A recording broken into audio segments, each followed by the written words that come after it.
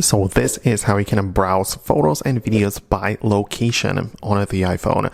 Let me show you exactly how it would work. If you're new here, subscribe and we can get started. So if you open up the Photos app as usual, you can see at the bottom we have the library selected. So I can just go through all of my photos. And of course, for individual pictures, you can tap on it and swipe up to see if any data isn't available, right? If there is some location attached to it, you should be able to see it right here. But in order to actually open up the map and browse the photos by location, you need to switch to the collection. So at the bottom we switch from the library to connections, and in my case, I already have the map right here, but if you do not, just scroll through the available things, right? And you should be able to reorder them and find in this part of the utilities, right? So you can go to the utilities folder, and at the bottom we have the map, right?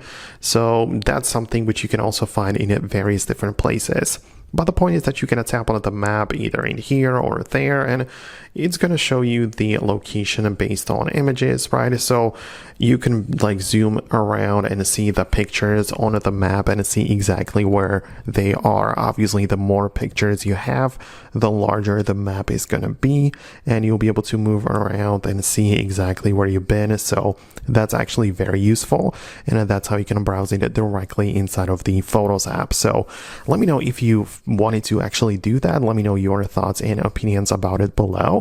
Thanks a lot for watching, and I'll see you later in the future uploads and videos like this one.